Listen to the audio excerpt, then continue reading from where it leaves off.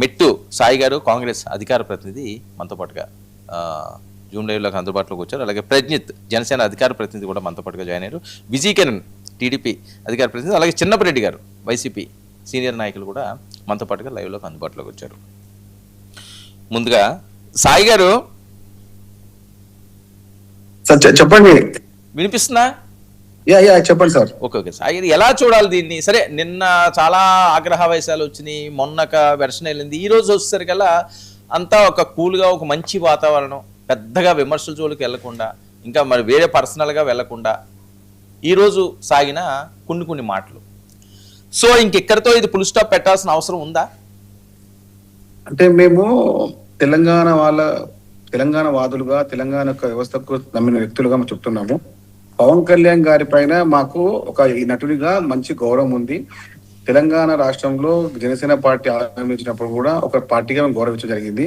కానీ నిన్న June 2 అనేది మాకు దీవాలి, మాకు దసరా, మాకు బోనాల పండుగ, మాకే బక్రీద్, అంతా మాకు ఒకటే June 2 తెలంగాణ రాష్ట్ర పుట్టుక ఏర్పాటు కాబట్టి. కానీ అదే రోజు తెలంగాణ మీద నవ నిర్మాణం చేస్తాము, సభ పెడతాము, మాకు సభకు అనుమతి ఇవ్వండి అంటే ఇబ్బందికైన వాతావరణం. ఎందుకంటే తెలంగాణ పుట్టుకని నాకు తెలిసే మటుకు బీజేపీ వాళ్ళు ఎప్పుడు కూడా ఈ తెలంగాణ రాష్ట్రాన్ని ఏర్పాటుని వాళ్ళు సరిగ్గా ఇబ్బందికరంగా ఉంటుంది. ఆ ఇబ్బందికరమైన వాతావరణాన్ని జనసేన కూడా ఎందుకు ఆవహించుకుందో తెలుస్తలేదు.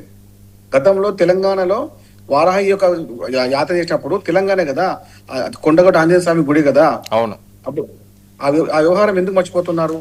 కానీ మేము మా యొక్క నిబద్ధతని, మా యొక్క మంచితనాన్ని, తెలంగాణ యొక్క వాదన మంచితనాన్ని, తెలంగాణ కాంగ్రెస్ పార్టీ కార్యకర్తలను ఇబ్బంది పెట్టే వాతావరణం మాట్లాడితే మాకు బాగుండదు. రాజకీయంగా మాట్లాడండి.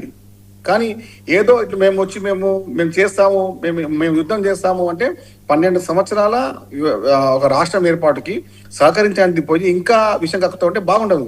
నటుడిగా ఆహ్వానిస్తాం, కానీ తెలంగాణ సంస్కృతి, తెలంగాణ విధానం, తెలంగాణ పుట్టుక, తెలంగాణ ఒక విధి విధానాలపైన ఇబ్బందిగా మాట్లాడితే ఎవరైనా కూడా ఎంత పెద్ద నటుడు కానీ, ఎంత పెద్ద రాజకీయ నాయకుడు కానీ వదిలిపోయే సమస్య లేనే లేదు.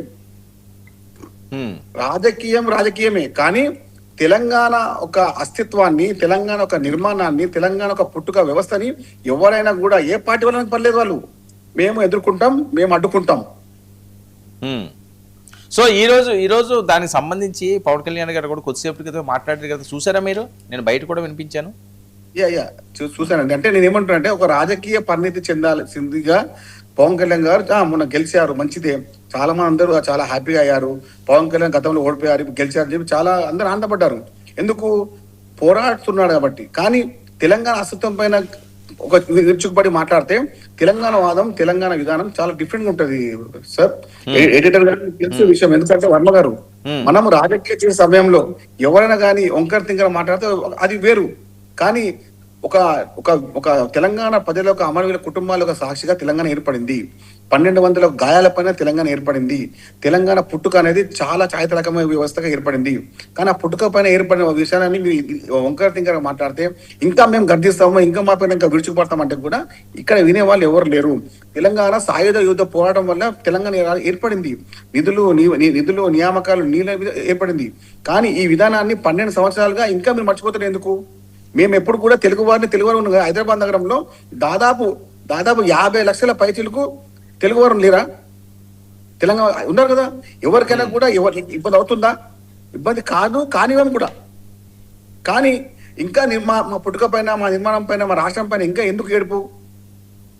మేము ఎక్కడైనా కూడా మా రాష్ట్రం తప్ప ఎప్పుడైనా మాట్లాడమా? ఓకే, వ్యవస్థ మాట్లాడమా? ఇంకా మేము ఇప్పుడు కూడా యుద్ధం చేస్తామని చేయండి. ఎవరు మీరు చేస్తారు? తెలంగాణ పుట్టుక యుద్ధం చేస్తారా? గౌరవంగా నటుడిగా పవన్ కళ్యాణ్ గారి పైన మాకు మర్యాద ఉంది. కానీ తెలంగాణ నిర్మాణం పైన, తెలంగాణ యొక్క వ్యవస్థ పైన మాట్లాడితే మేము ఎంత పెద్ద నటుడిని కానివ్వండి, ఎంత పెద్ద నాయకుడిని కానీ మేము ఎదుర్కొంటాం. మేము హైదరాబాద్ తిరగనివ్వము. Right. Okay Vijay sir, okay, ఈ అంశాన్ని ఎలా చూడాలి?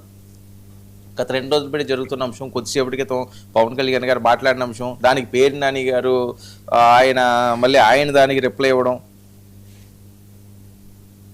సార్, మీకు ప్యానల్ సభ్యులు, ప్రేక్షకులందరూ కూడా నమస్కారం అండి.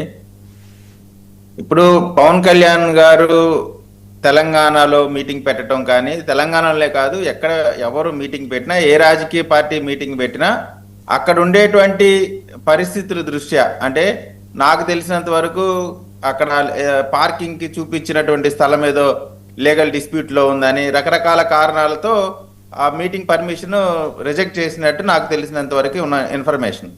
రెండోది, ఒకవేళ ఇప్పుడు ప్రభుత్వమే దాన్ని అడ్డు పెట్టి అది రాకూడదు అనేటువంటి అంశంలో ఒకవేళ జరిగి ఉంటే దాన్ని ఖచ్చితంగా ఎవరైనా సరే ఖండించాల్సినటువంటి అవసరం ఉంది. నేను అనుకుంటా ఉన్నాను, పవన్ కళ్యాణ్ గారే స్వయంగా చెప్పారు, ఇదేదో రేవంత్